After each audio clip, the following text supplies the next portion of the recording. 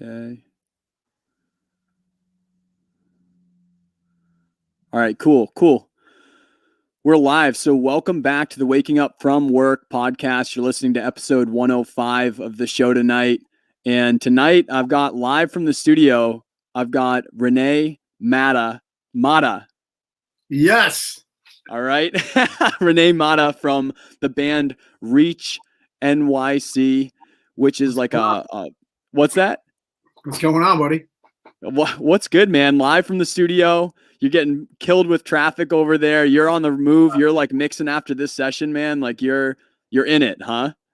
I'm in it, man. I'm actually at my buddy Dan Corniff's studio, Sonic Debris, and buddy Caggiano, the artist of Volbeat, awesome producer. Dan's awesome producer, mixer too. Just hanging out, checking out the song. They just finishing up right now. Working on stuff tonight after this, right? Yes. Is that like going to be on a next release, or that's part of this as well? Because I know we're coming out tomorrow. Us being late, and we're gonna upload it, and it's just gonna take the replace of the old version of the song.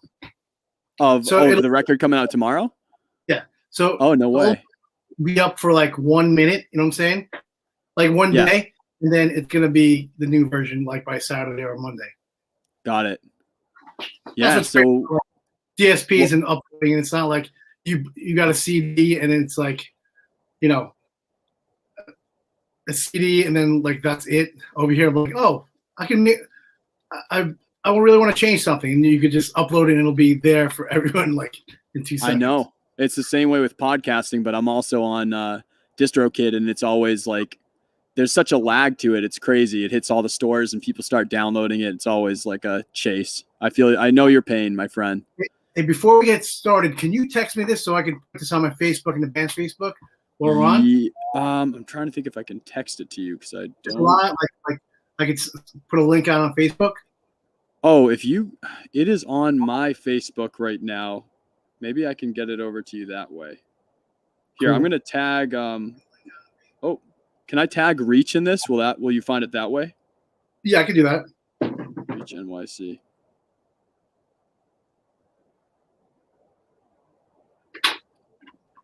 Where are you at, my friend?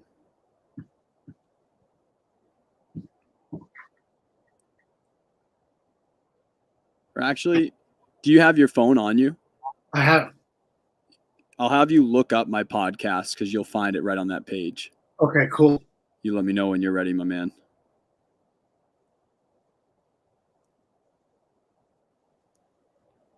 Okay, I'll show it.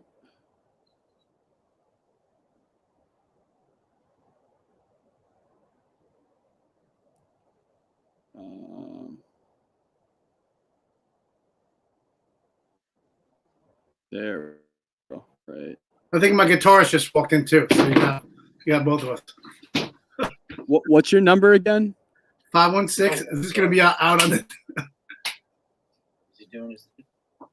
People are going to be able to prank me if I say it on the air.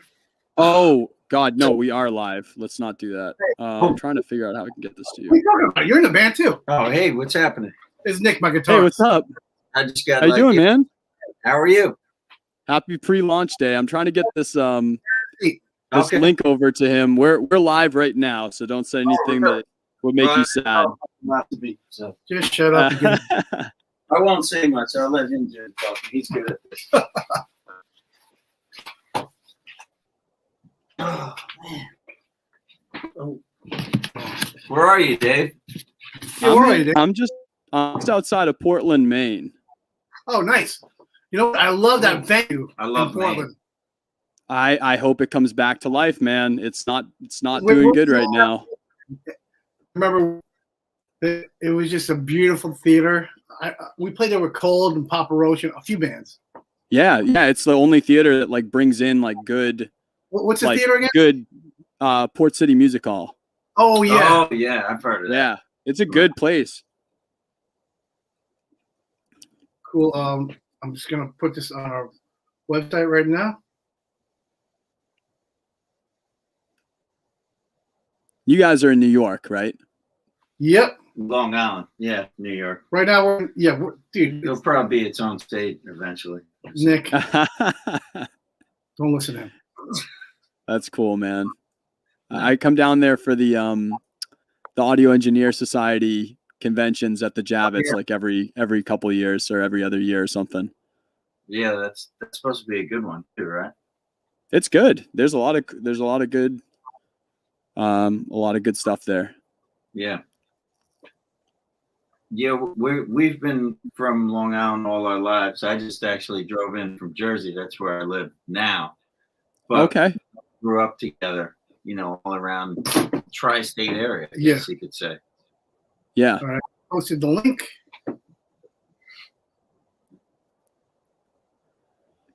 All right. We're really ready to go now. All right, we're good. You've got that link. We're good. Yep. Okay. All right, so I'm gonna do my my little spiel intro again then, because now that I've got you, if that's cool, just make me easier. And I've got Rob right now as well. Nick. This is Nick, the guitarist. Nick. Okay. And then Rob's gonna come down from Volpe. Got it. Okay. Trying to remember my names here. All right. Welcome back to the Waking Up From Work podcast. You're listening to episode 105 tonight of the show. Tonight we've got on Renee Mata here and Nick from Reach NYC. Welcome, guys, to the show. It's nice to have you. What's going on, Dave? Thank you. It's a busy night for you. It's like game day. It's like Super Bowl tomorrow. It's the night before their EP release. So you guys got to be stoked up. I know you're like messing around doing some changes tonight. Yeah. Last minute classic Reach stuff. Always, man. That's just the business, right? You just got to. Yeah, definitely. Yeah. Yeah. So for those of you out there that don't know Reach NYC, it's funny because like when you were telling me, Renee, where you were at, and you were like, oh yeah, this is one of the producers who does Breaking Benjamin. This is the guitarist from Volbeat. When I was listening to your record, I like purposely tried to listen to it before I had read more of the story on it. Okay. But it's funny when you're talking about those producers. I was like, man, I'm getting like a Breaking Benjamin vibe. I'm getting like this like I'm a 90s kid, man, and I grew up and I ate up all of the hard rock like this, all those names and that vibe from your record. I feel that, and the record feels like nostalgic for me, like right away. Like modern production and everything, but when I'm listening to your record, I'm like, damn, this is me when I was like 14, dude. Like I was loving it. It's like listening to this stuff on the bus. Some parts when you were 14. I bet. Hey man, it's still being enjoyed, man. It's obviously you got a fresh record here, but like I love that time period, and that music means a lot to me, and it's still a big influence on me doing my thing. So I think growing up in the 90s, I mean, we didn't take music for granted. You know what I'm saying? It was a part of our life. I mean, for us to play music, forget about it. Nick, get your head in there. I'm sorry. For us to play music, it's like we'll do that quite often. So he's like looking into like I don't know what he's looking at. He looked mischievous, or he looked like mysterious or something like that. I don't want to get into it. Anyways, first of all, just a little history. Me and Nick have been friends since we were 17. That's a long time. On this place here in Long Island. The guy was like in my wedding. Like he's one of my best friends. He joined the band. Basically, he played with everyone in the band, but under a different name, and it just felt right to have him come in to Reach at this moment. You know what I'm saying? It was like a family thing. But anyways, growing up in the 90s was incredible because it's like for you to discover music is either you definitely gotta go to a record store, right? Yeah. Hours at your record store, your Tower Records or wherever you go. This for you, right? Slip this for me. And basically like research, like either you're gonna buy your record or CD by the look of the record, right? Yep. Because they didn't have anywhere to like listen to definitely. it. I mean, they came up later on with like listening stations. Yeah. Yeah, those listening stations in the shops. Yeah. Those were sick, dude. You can go on Spotify and listen to a song and be like, oh, I like this. Yeah. So basically, look at like so many times I bought like the record or CD just because of the artwork. I'm like, fuck it, I'm gonna give it a shot. Yeah. Or I did my research and spent like $50 on like NME and like all these fanzines and magazines, trying to figure out what they wanted to buy. Yeah, I used to read a lot of like CMJ stuff or certain New York magazines. There were certain like people that did reviews that I was like, oh, this is great. I remember, you know, I mean, it's like and also certain records. Also like labels, like, you know, I knew if Sub Pop put out, you know, Nirvana Bleach, I was gonna definitely, you know, love like, you know, Mudhoney and everything else that came out on there. Caroline, you know, and like if I knew because like Smashing Pumpkins, I know if stuff. Caroline put out. Look, they did Smashing Pumpkins. I remember getting that EP. I just knew. You completely turned me on to Smashing mostly Pumpkins, like all this stuff on like certain labels. It was like Revelation Records, right? Especially from coming from New York, like all the bands that came out like in mid '90s, like Orange 9mm and Quicksand and all that stuff. Like I knew like it was definitely a scene you were bought into when you bought a Revelation record. Yeah. Or like, you know, like Discord. I knew like if I got like Fugazi, I was gonna love the Rites of Spring and everything else. Yep. Hell yeah. Yeah. So for people that don't know, I know you got like we'll talk into your record too, but like for people that don't know Reach NYC, like first of all, your story is really interesting in general. Like I thought like the thing that Tim had sent me that had like a read up on some of the stuff, like it's really like for my show here, it's about a lot of different things. Like I'm an audio engineer, musician myself, so I always cater towards talking to guys like you, and I love these conversations. But we talk to creatives in general, but I always look for like a story that people that might not be straight up a musician or audio person themselves that latch onto. And it's like the way for those out that don't know their record coming out, this is the first release for this band. They've been going off and doing their things like throughout time, but this is the first release from this band in 17 years. And it's just an interesting story for where you put that to. If for people that don't know Reach, like what are you guys about, and like how did this kind of happen? It's such a crazy story, man. I'm gonna tell you the whole deal right now. How's that? I love it. I mean, we're doing this right now. We're not trying to conquer the world. We know, we're not like these young kids trying to conquer the world. You know, we're definitely guys who love music, and we're very grateful with it. We're playing music right now and grateful to have the deal we got. But basically, it started in 1996 for me, at least. You know, I was the third singer in Reach. Before they had me. They had this guy Israel. He was a singer in the Bad Brains, and then they had this other guy Jason. Sick. Who I forgot his name in 50 million other interviews.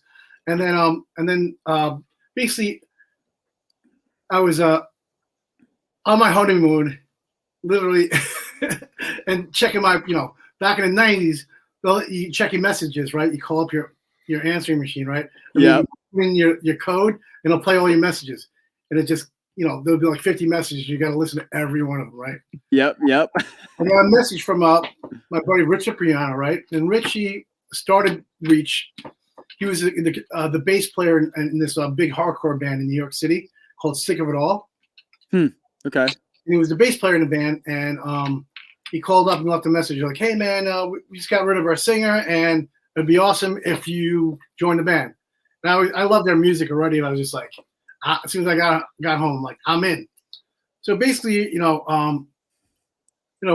we started playing. We had we changed the lineup to where it was now, and we got so where it was the lineup most people knew about it was me on vocals, Danny Martinez on bass, Dante Renzi on drums, and Richie on guitar, right?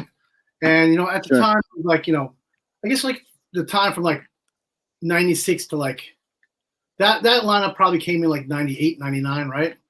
And then we did a demo with actually Rob from Volbeat and partner Eddie Wall, right? We did a demo, and what happened was around that time, you remember that band Helmet? No. Helmet? You don't remember Helmet from the 90s? Mm-mm. Anyways, Helmet. I will check them out now, though. Check out Unsung. Yeah, basically, it influenced everything. Every new metal band, every hard rock band has definitely got some Helmet influence. Like that go thing, that drop D, like the drop tuning. I mean, totally came from where Linkin Park and everything else from the 90s. It was heavily influenced. by that. Yeah, all those bands were influenced by Helmet. Melodic vocals kind of thing. Yeah, so Helmet, so Helmet broke up. It was like, I think it was like 2000, right? 2001. Mm-hmm. Yeah. Helmet broke up, and Page was playing guitar for David Bowie, and Page, like known as like this. Besides being in this heavy band Helmet, he was known. Page is just amazing guitar player. Yeah. He's known for being like this like jazz trained, like sick musician, right? Okay. So, a good friend of ours, Allison, this girl Allison Limmer, was dating him, right? And we were finishing our demo, and Allison's like, was like, oh, I was playing Page some of your stuff, and he liked it, and I'm like, hey, ask him if he wants to play in our demo, and I'm like thinking like, this is never gonna happen. Like literally, like Helmet broke up. I mean, we would just see him at these humongous places. They were just like a big band back then, right? Yeah. Like literally the last time I saw Helmet was like Roseland, Sick of It All opened up for them, and it was like sold out at Roseland. This humongous theater in the NYC. And so I don't know, somehow she made it happen. So we had Page, after like not putting anything out, Page sang and played guitar on this like demo from this young band, right? So we had a lot of buzz, and we had a lot of labels looking at us, and we had we were like somehow like all these California bands at the time, like System of a Down, Ultra Spank, all these Papa Roach, we just Static X. We'd always be like the New York band that would be asked, have these bands open up for us, or we open up for them. Just we always we had a great following. We'd always play CBGBs, right? And we'd have 2 nights a month, and I'd book it, and I'd make it a whole night, and just pick all these awesome bands that we fit with, and start our whole scene. And basically that's how it started. So we started getting played on the station at the time called 92.3 K Rock. Mm-hmm. Okay. And Matt Pinfield from 120 Minutes was the DJ, and he just started playing us all the time. The song called 6 Years, right? And actually, the version that we got signed off of that was never released is going to be on our EP tomorrow. No way. Playing guitar. So it's called 6 Years, and that definitely started off for us. Rob from Volbeat and Eddie Wall, they produced and mixed the demo, and we pretty much had stuck with them forever, still now. That's crazy. Yeah, but it so was cool. just so basically it was like, all these labels want we were doing all these showcases, but we just were not getting a deal. You know what I'm saying? It would be like we'd have like an amazing show at Irving Plaza, and then they'd fly us out to like LA, and we'd showcase at like some horrible sounding place, and we just bomb. We just had the worst ever, like for a year, right? And so we were actually being managed by this guy, Jordan Feldstein, and he managed Maroon 5 and a bunch of big bands. He passed away a few years ago, but he's a humongous manager. And also this guy Evan Bogart, and Evan discovered, he's the guy who discovered Eminem, right? He's the one that brought that tape, that demo tape to Jimmy Iovine. And also his dad is a legendary record guy, Neil Bogart. So Evan Bogart's Neil's son, and Neil Bogart was the owner of Casablanca Records, and signed Kiss and Donna Summers and all these humongous artists in the 70s. So Evan, like definitely, and Jordan both came from like this LA pedigree of like music royalty stuff type vibe. But they were our managers, right? And at the time our lawyer was his name was Ian Monto. And Ian Monto is probably one of the biggest managers around right now. He manages Jack White and Foster the People and just a bunch of huge bands. But this is like early 2000, whatever. And we finally, I think it like early 2002, Dante left the band, right? We just were like, it was just like a horrifying experience of like playing all these showcases and just getting turned on by every label. And you know what? Finding out like later on in life, like most of my friends' bands that are humongous got turned on by every label too. So Yeah. so we're in definitely good company. So basically, Dante left the band, and then probably like a month and a half later, we got a record deal with Lava Records, and we had a new drummer. It just, you know what? But it never. I'll be honest with you, it just never felt right without Dante. You know what I'm saying? Dante. So I think coming back now and doing what we're doing right now is definitely like, you know, it was like redemption. Being together with the right guys. You know what I'm saying? So basically, fast forward, we toured all our friends, Papa Roach, The U's, all these tours. We put out a record on Lava Records. We eventually we're getting dropped like 2003, 2004, and we broke up. Right before we got a record deal. Like I said, I was being managed by this guy, Jordan Feldstein. And he was managing this band called Kara's Flowers, right? Okay. Kara's Flowers, they were in the same situation as us. They couldn't get a record deal either. They were they were on Reprise and got dropped. Okay. And, they came out, it was the middle of new metal, right? And they came out sounding like Stevie Wonder, Jamiroquai stuff, right? So my sister at the time was working at Columbia Records. And she was like, hey, you know, all these young bands, you're plugged into all this music. They're looking for a scout. Why don't you go in for a job? So I go in and I meet with these guys from they're starting a new label called Octone Records, right? Okay.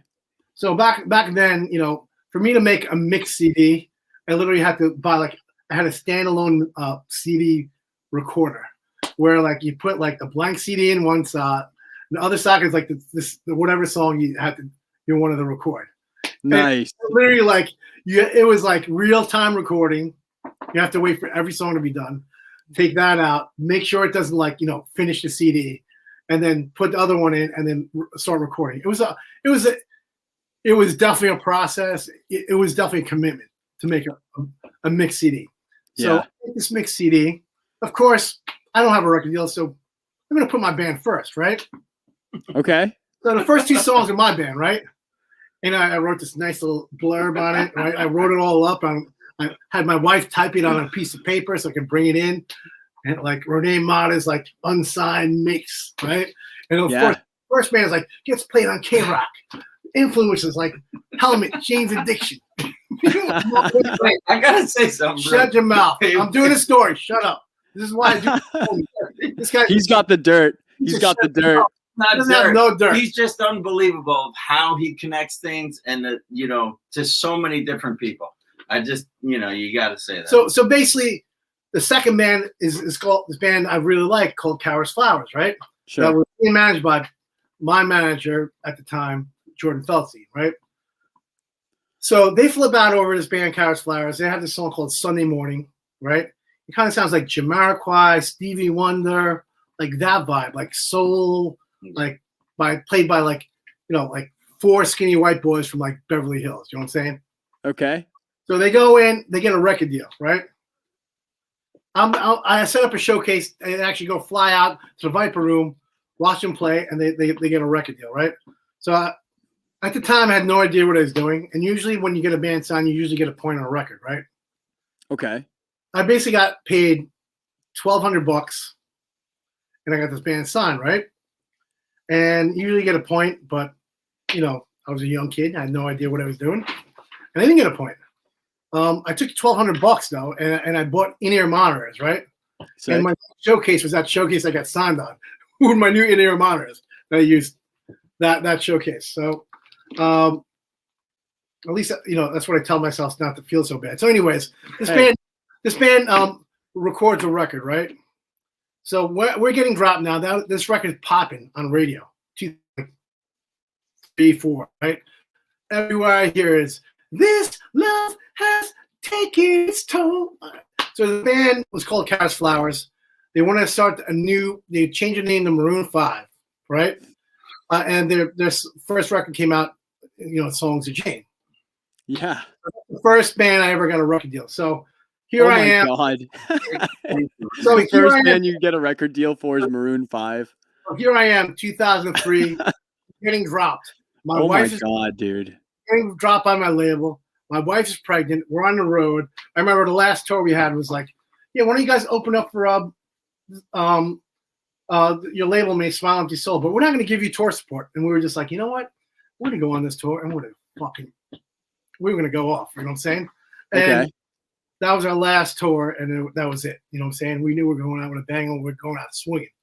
And it was crazy because, you know, we started getting ads to all these radio stations and getting like invited back, you know, to our for the, you know, the Christmas shows and all this stuff, and they would call us and be like, I remember one station literally had us playing on their little Christmas show with Stain, right? And the Okay. program director literally called us up. He's like, your label must hate you because he told us to take you off the show and put on Smile Empty Soul. Oh my God. Like, this is like 10 times we heard this. We're like, wow, man, these guys must hate us. Why? We've clearly gotten, I mean, I've never called this part of the story, but I don't care at this point. But they're like 10, at least, like when we're out there playing, like, first of all, the day our record came out, I knew we were in trouble because I walk into Best Buy and you see all your friends that you just been on tour with, like $6.99. Yeah, yeah. My record, it was like $13.99 buried in the fucking. I was like, I go like this. I'm like, we're done for it. These motherfuckers are gonna chop our heads off. So, as soon as I didn't see us on the $6.99 rack, I was like, we're done. Oh my God. Put it this way: at the time, we were going to radio and like getting ads, right? I remember whoever the radio guy was. It goes like, I remember it clearly because she was friends with my sister. This radio guy, he calls me up. He goes, "Hey, if you ever tell anyone, I'm going to deny this." I go, "What?" He's like, "Listen, just so you know, whoever's playing you right now is playing you because they like you. I did not get the bullets to shoot." Exact words. Wow. I go, I guess that means you didn't get the payola to pay everyone to keep us getting played. Yeah. Wow. I didn't even know that. So that was, you know, we were goners, and that's how the band ended, right?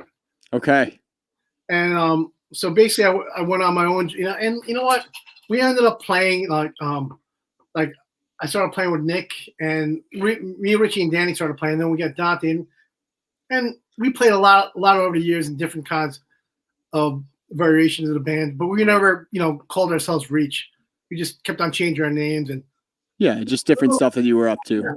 Finding our way. And then I was like I was working in music at the time, so right after, you kept doing the record label stuff after that. So basically, when I got home, like from tour, one of my close friends is Matt Pinfield, and I go, "Bro, Jody's pregnant. I'm fucked."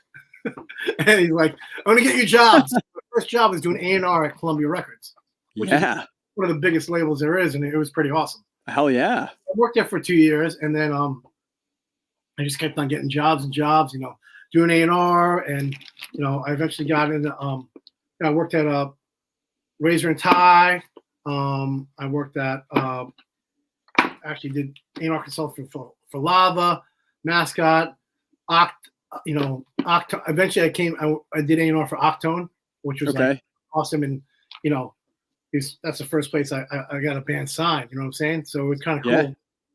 And then I mean, I've gotten, let's see, so I got Maroon 5 signed. My last hit was I got this band called Lovely the Band. You know who they are? Yeah, I've heard of that. You know that song Broken? I don't know. You know Broken, trust me. I like that you're broken like me. That one. Oh my God, yeah, okay. It was played everywhere. Yeah. I got them their record deal. Wow, dude. And then, you know, I got, you know, Dreamers? No. The band Dreamers? I know like everything by like the song, and then I know the records by like the songs on the record. I'm really bad. So anyways, this band called Dreamers, I got them a record deal. Ocean Park Standoff, Bass Drum of Death. You know the Strokes? Yep. Well, the guitarist Albert Hammond Jr., I signed him to Red Bull Records. Awesome. Other band, like the past few months, I've got like Devora. I helped Death Rocks. I've made a career of discovering a lot of talent, but my main job right now, I work at this company called Advanced Alternative Media, and we manage like all the biggest producers and mixers and writers in the world. So like we have everyone from like Serban, Genya, who's like, won record of the year again this year for like probably the 20th time. I mean, I remember one year he won record and song of the year, which was like a Taylor Swift album that he mixed, and then the Uptown Funk he mixed too. Wow. But I'm myself, I manage all the rock guys. I got this amazing producer, mixer Jay Baumgartner, who did most of the mixing on our record. Dan Corniff, who's at our studio right now, who did like Paramore, Breaking Benjamin. Finish this. Andy Wallace, obviously a legend. He's mixed everything from like Hybrid Theory to like Nirvana, Nevermind. Yeah. I mean, this guy, Andy Wallace, like living legend without a doubt in rock music. A lot of those bands from the 90s that would a big song is mostly like his mixes. So what goes into the differences between those, Renee? Because I know that I've heard of like producer managers, but like what's the differences you're seeing between those two roles that you've done in the day to day? I'm pretty good at connecting stuff. He's incredible liaison. Incredible. I know how to connect stuff. I know how to like get things done. Me coming from the artist part and not going to college is definitely like, I'm coming from I'm wearing my heart on the sleeve. You know what I'm saying? Yeah. He remembers people's names like I don't even know. Every time I'm like, what's that guy's name? He just forget it. He just rattles it off all the time. Also, I've had, with that. A lot of my friends are mostly, everyone's in bands and stuff. That's what I do. So just an amazing connector, and then people probably just love like the zero bullshit of just like this is who I am and this is what I'm up to. I'm from New York, and I don't give two fucks who you are. So like, you're gonna treat me. I'm gonna treat you how I want to be treated. If you don't treat me that way, I'm gonna be a complete asshole. You know what I'm saying? He's a great soul. I'm gonna give you respect. I don't care if you're the garbage man or a fucking sold 20 million records. I'm gonna treat you the same. 100%. I love that. That's why I stay in. I'm in Maine, but just that New England vibe really does kind of have the same attitude too, where it's like one of my biggest producer mixers is from that area, Josh Wilbur, and he's done like everything, all the last 4 Lamb of God records. Yep. The last record was done, well, not all of it, but they did the pre-production or something here in Portland. So I had Kevin Billingsley was one of the producers working on that record on this same podcast. Oh, nice. Oh, wow. Well, Josh produced it and mixed it. Yeah, he's there's nasty producers, dude. All of them that you mentioned, but so Josh actually he's doing a Trivium record right now. Then awesome. He does. Yeah, I mean he's done the last 3. He mixed the last 2 Korn records that sound insanely amazing. Super multifaceted producer. He did the Mark Morton record too. Yeah, which I got my buddy Chester and Jacoby to sing on. Yep. Very cool. Mark was on our second single. He plays the lead on it. On this EP that's coming out tomorrow. That song's out right now. Yeah, it is. Yeah. That one and Jacoby split one. Yep. Yeah. It's awesome. Crazy, man. So you're just a big connector. You've just been around forever, and you're just a connector, and you just straight up tell people what's up, and you treat them like I mean, I connect people, but I also know how to develop and find talent too. Mm-hmm. Whether you're a producer or you're a band. But I've literally gotten like at least like 8 different things signed in COVID without showcasing or anything. You know what I'm saying? Wow. I guess he's constantly in tons of scenes and like connects, so many different musicians, and definitely recognizes talent and a great song. Yeah. Yeah, it's all with the song, man. All right. Yeah. So what I guess, like, what are some of the things, like, if people want to, a lot of my audience are people that are like going after the types of things that they want to do. What would you give as advice for people that want to do some of the things that you work on? Well, some of those like roles that you've worked in. You know what? You just gotta definitely like, be committed. You know what I'm saying? To like, be committed to going all the way with it. There's no like putting your foot in. You got to go for it all the way. Yeah. And then you got to be honest with yourself and be like, what am I lacking? Why am I not getting these gigs? Or what's wrong with my song?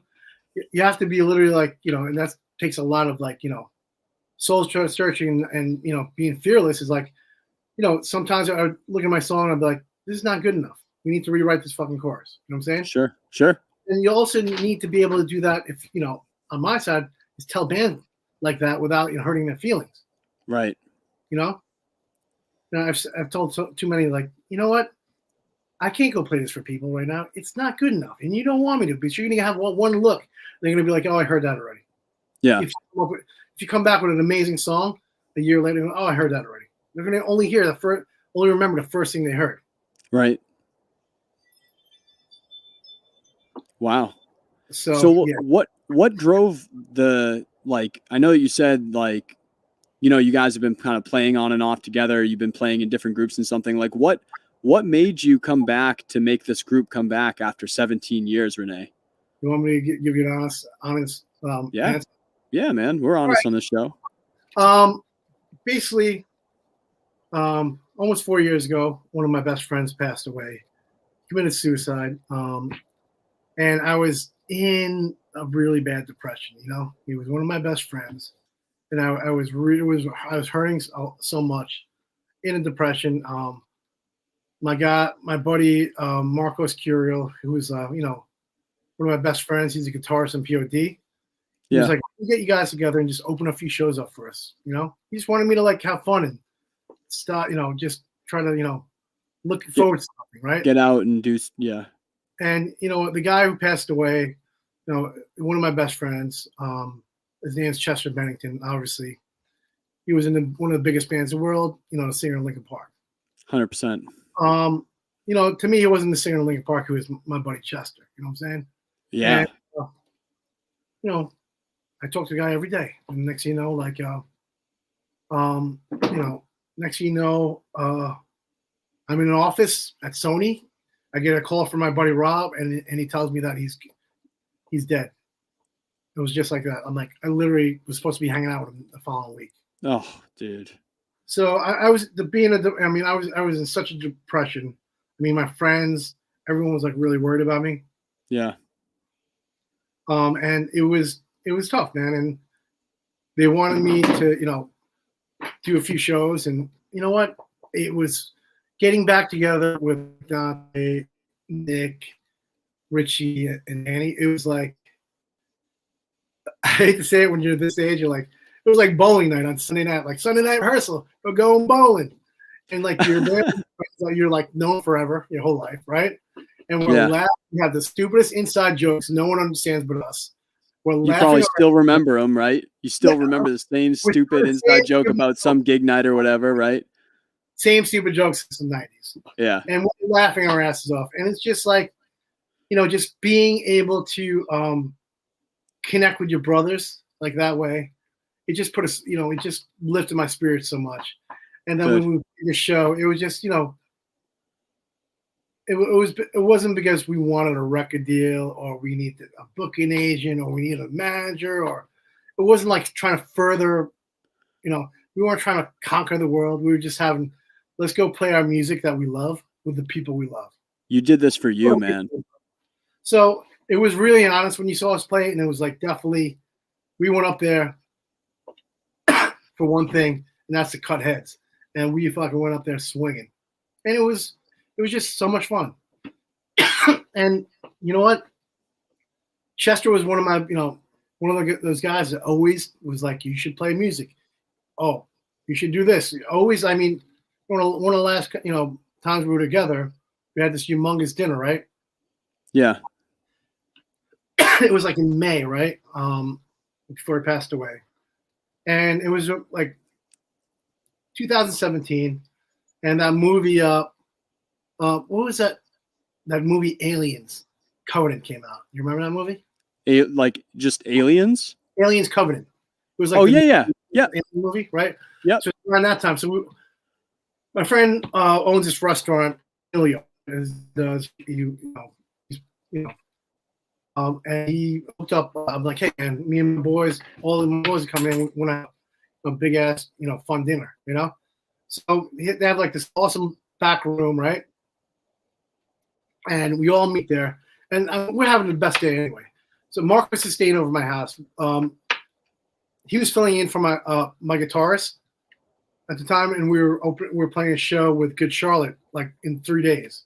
So Marco was Okay. over POD, learning like 10 songs so he can play with us and open up for Good Charlotte, right? Awesome.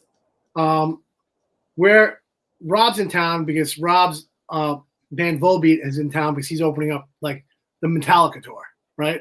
So Also awesome. Rob comes to dinner, him and his bass player. And then Linkin Park and Papa Roach are both in town because their records are coming out that in a few weeks. So they're promoting it, right? Doing the round. So I remember Chester came in and was just like, hey, picking me up. I picked him up like I guess around 1:00, right? We went to my office, and then we went to we had this plan that we were going to go to D'Angelo with guitars and just pick out a bunch of guitars. That they were going to hook us up with a bunch of guitars. So basically, the day was me, Marcos, Chester, and his bodyguard Ed. We went to D'Angelo with guitars. Probably walked out with like 10 guitars, right? Okay. On our faces, just like having the greatest day ever. Then we go to meet everyone for dinner, and it's like, Jacoby and Tony and Tobin from Papa Roach, our buddy Bagel, our buddy Chris Enriquez, Nick, Marcus from POD, Chester. What a room, man. What a room for dinner, all you guys, huh? Matt Sorum, Matt Sorum is a legendary, one of my close friends, and legendary drummer for Guns N' Roses and Cult and Velvet Revolver, obviously. Damn. Yeah. So he was there. And we just had this greatest time, right? And what's even funnier is that we all get there and we're just like, we got this humongous table. And then next to us, we see all these actors that we all knew, like Michael Fassbender, right? Billy Kudrow, like Zoe Kravitz, Sam Rockwell. What's that funny guy? He was in that movie Keanu, Keaton, whatever. Amazing comedian guy. The guy from Eastbound and Down. I mean, just all these actors like to the left of us, right? This is at your buddy's restaurant? At my buddy's restaurant. So it's like all the rock on one side, all the actors right next to us, right? Yeah. We're like looking like, damn, all these actors. And I used to work at this like secret club where I did the door, right? And I just when I worked there, I didn't have a job. I was in between it was really humbling. I had to work nights at a club. But I made the best of it. It was like I was lucky enough that this club was like every actor, band, like I met a lot of different types of most of my friends were from like these hard rock bands. But working there, I became friends with like the guys at the Strokes and I met my buddy, one of my close friends, Patrick Carney. I didn't even know he was in a band. And then next thing you know, I'm like, oh, I'm seeing his video over here. He's the drummer in the Black Keys. Actually, it's his birthday today. Happy birthday, Patrick. No shit, man. So he's my close friend. First year I was hanging out with him, I had no idea he was in the band. I'm like, it's my buddy Patrick. Yeah. We literally saw his band from like small places to arenas. You know what I'm saying? Gone. Like, whoa, that is incredible. Yeah. It's just like seeing him from like like just like a small venue to like Madison Square Garden within a year. That's crazy. Inspiring and amazing. So like then I met a lot of actors like Billy Kudrow and Sam Rockwell I met there. So when I turned around, I saw them. I went over there. They gave me hugs, and Chester came over, and then they didn't have a seat for Zoe Kravitz, so Chester went and grabbed a chair, brought a chair for her. It was just a funny night. And then those guys, of course, all my friends wanted to embarrass me, so they kept on saying my name, Renee, and toasting me. And I'd see Billy and all them like laughing at me. I'm like, my fucking asshole friends, just fucking with me all night long, right? Yeah. It was just like an incredible day, an incredible night.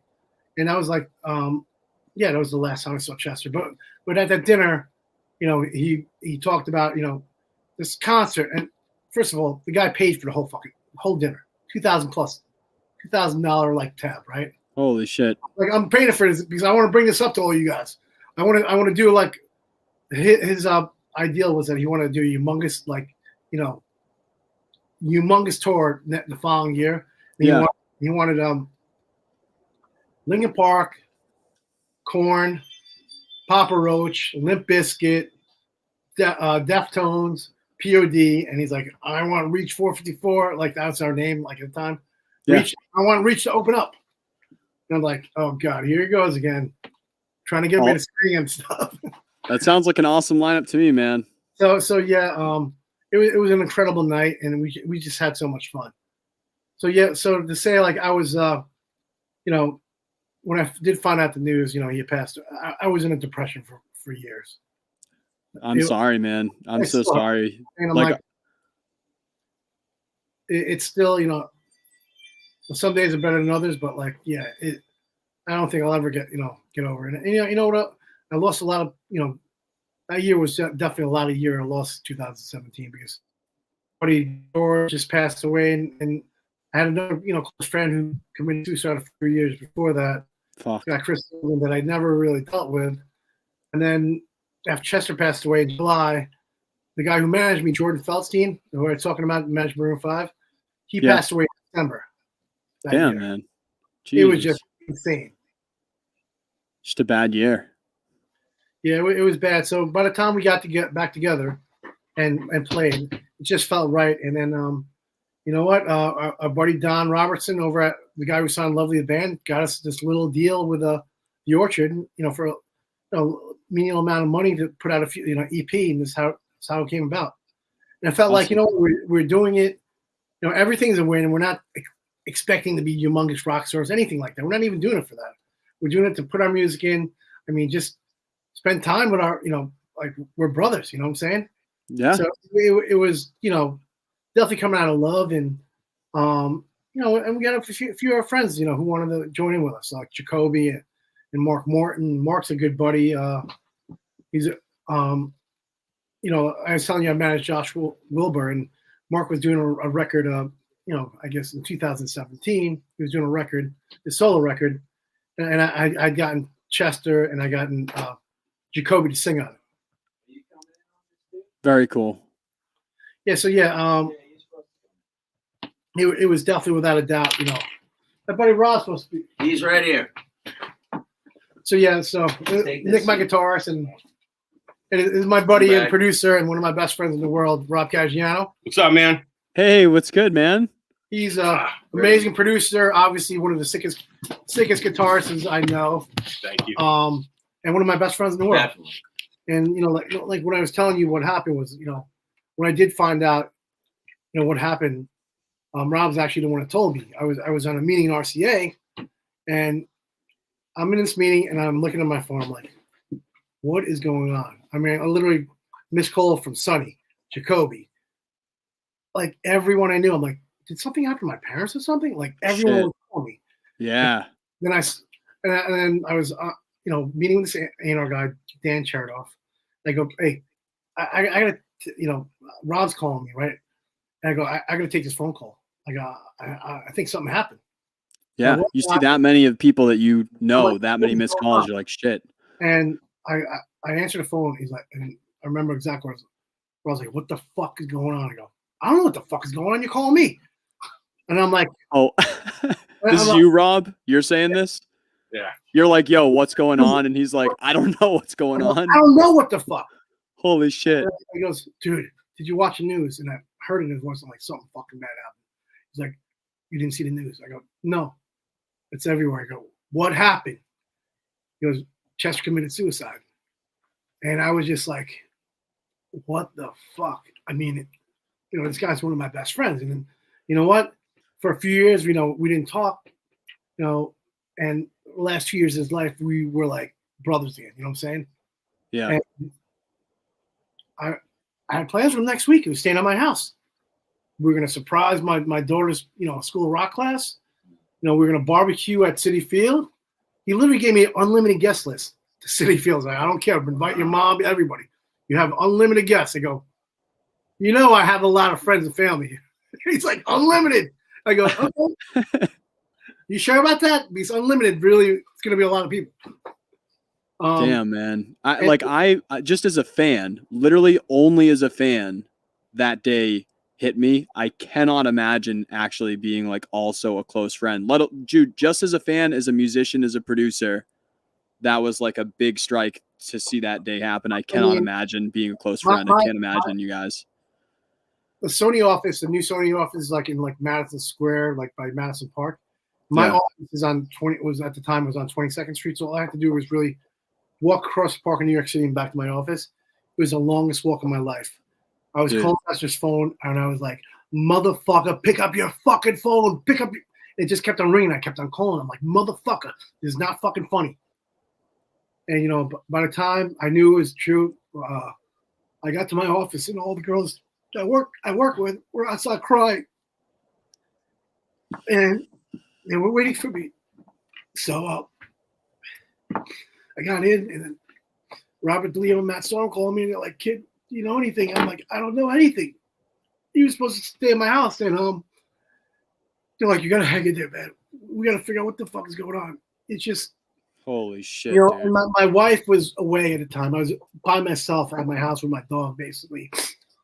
And I totally forgot my friend Dave Buckner, who was the drummer in Papa Roach, him and his wife were coming in to stay with me for a few days. And they were like flying in that day, which was the best part because I didn't have to be alone that night. You know what I'm saying? Yeah, 100%, dude. You know, they came. Literally, my sister, you know, worked a few blocks away at Facebook. I couldn't drive. She just came over and took off of work and just drove me home in my car.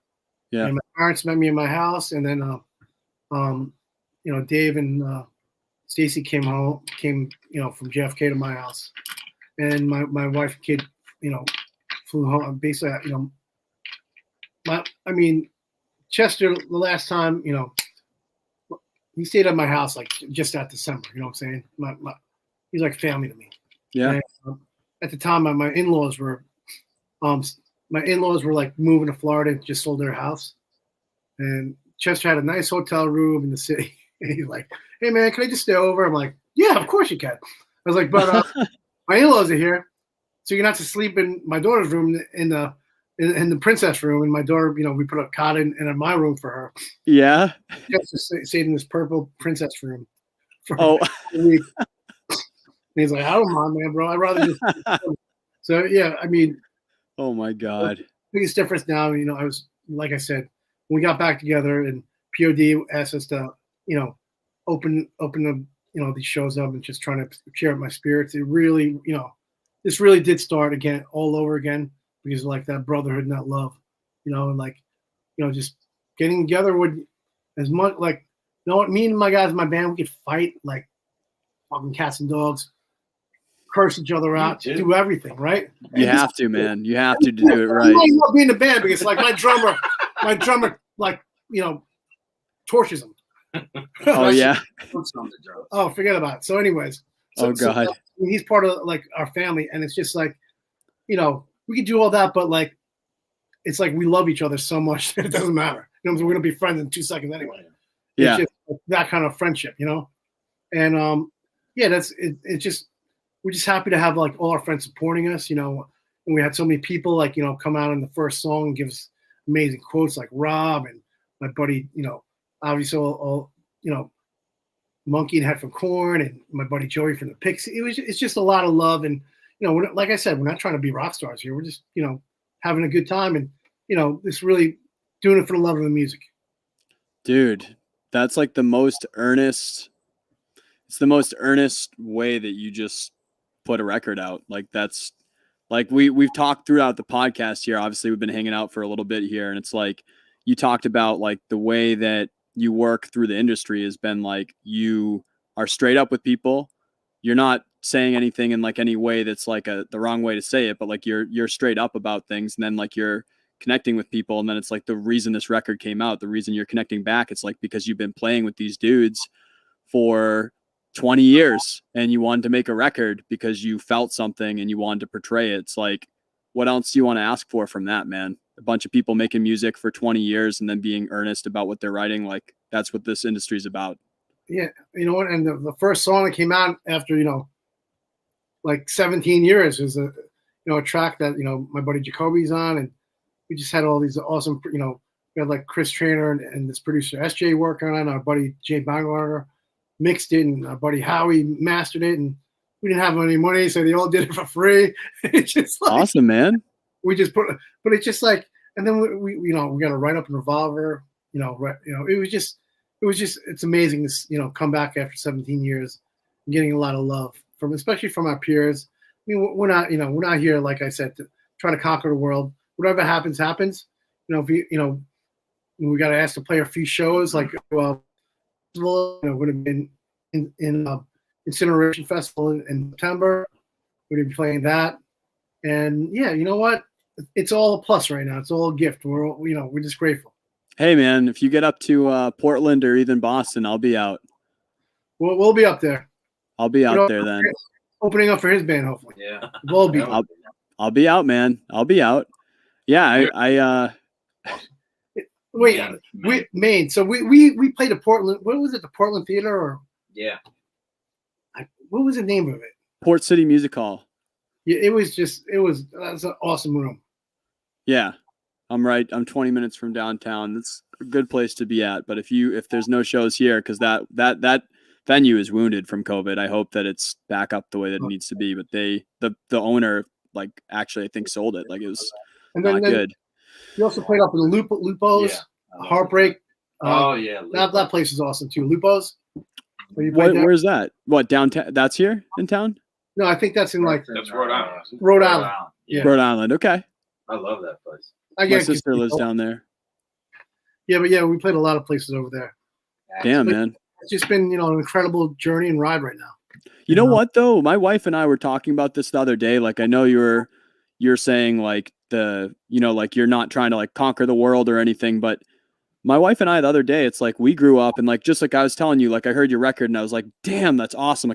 Like just like a fresh hard rock record, like just with like some of the newer records from a lot of those guys that you're talking about who are still putting records out. But we talk about it just being like, like I get into a lot of newer music too, but sometimes you're just like, some of the music that you've listened to forever, you're like, I love that music, but I'm sick of listening to the same record that I've heard a million times. And you want that type of music to be a fresh release. So it's like, it's really refreshing hearing your record and hearing that vibe. Like, obviously you're writing newer, you're influenced by newer things since that point. But like, I got that like nostalgic feeling right away from listening to some of those records like a little bit ago. It's nice to see a fresh release in it. Thank you, man. It's definitely, you know what? It was fun. Like, like some of these songs, we demoed a while ago and they were just like in different forms and putting new stuff and new recordings to it. Like the song that we're doing right now, my vocal is from 2005 and the rest of it is recorded like 2 weeks ago. No shit. The vocal on this record was recorded in 2005. Right now. What's that? The song that we're mixing tonight. It's going to be on the involved with it too. No shit, huh? The whole thing that Rob produced our demos and got us a record deal. Yeah. And it's actually the vocals from 2005 recorded at that point, and then you're recording the music. Oh, that's sick, man. That's so cool. That's interesting, huh? When you hear it, just think of that, and you'll be like, when you hear it, everything sounds brand new, and the vocals, they held up. Damn, man. All right, I'm excited to hear that one too. Then. Yeah, Palooks. Yeah. So what all these guys in this room right here? Like all you guys have just been around doing this stuff. Like, what would you give as advice? Like, we have a lot of people, we're called like the waking up from work show. So it's like getting out of doing shit that you don't like to do. Right. What would you give advice to like people who are starting in the industry right now, or to do some of these things? Like what should people be thinking about right now? What's some advice you give young artists right now? I think right now, like we definitely listen, Rob, besides being like in, this humongous band and who's like, been on tour with, he was a guitarist in Anthrax, right? But he's produced like, the last, 3 Volbeat records. He's produced like the last, like at least 4 Anthrax records. You produced Cradle of Filth. Yeah. You watch him play drums. I make noise. That's basically. And then it's all good noise though, man. We used to make fun of him because Rob's from Berkeley, right? He went to Berkeley School of Music. He's scared. Okay. Boston, represent. That's right. He's from here, but he went to school there. But everyone knows what Berkeley guys are. Like, they play every instrument, right?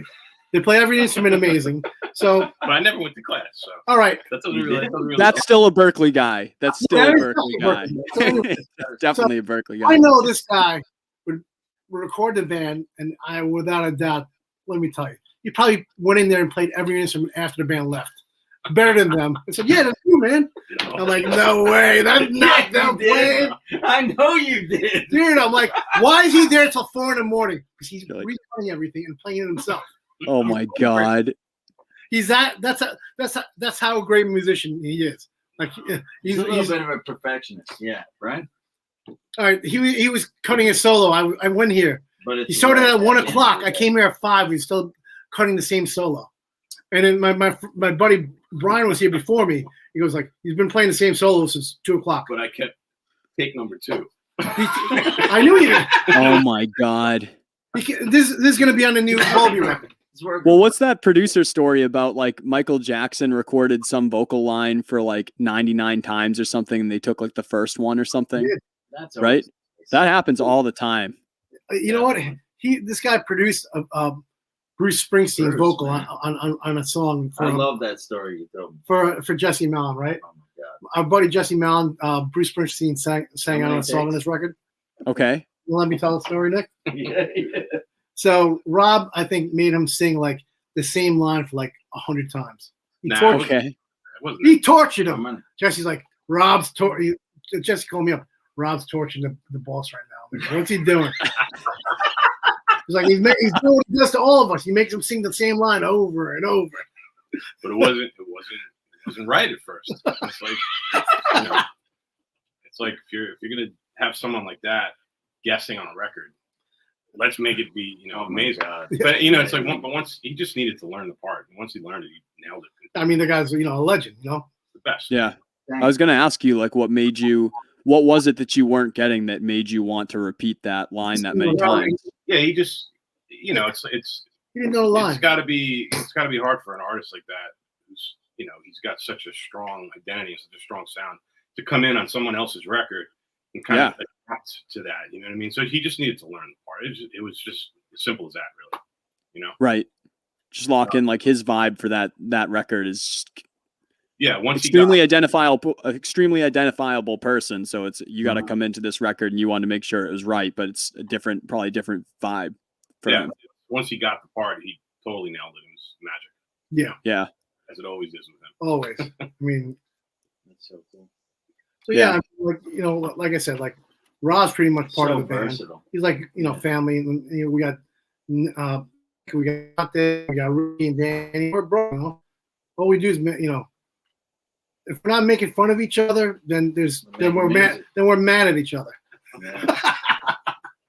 It's a good way to be. You need the friction to create good art, right? Yeah.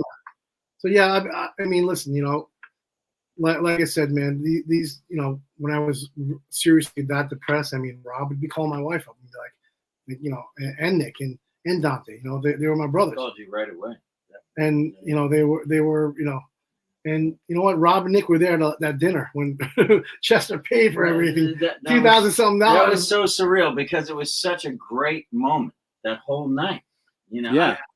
I couldn't even when I heard the news, I was like, this can't be true.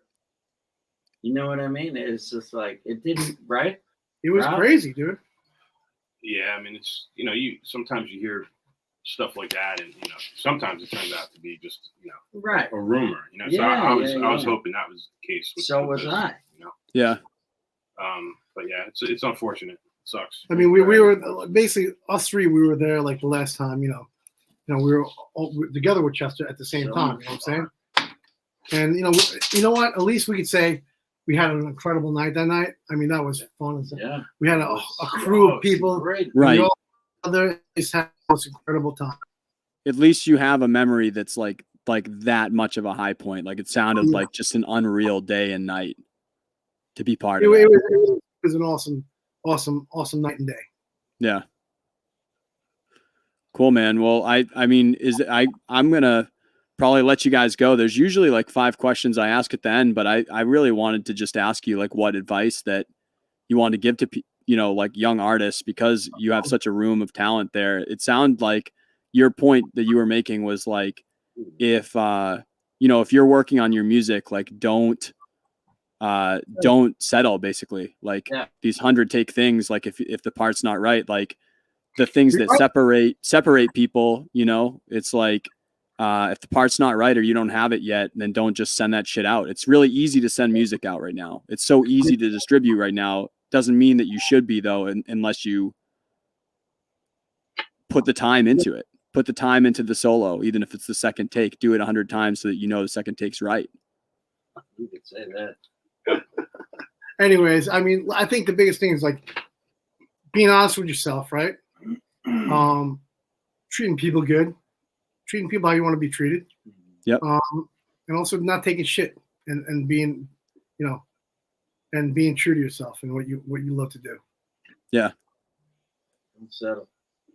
Cool.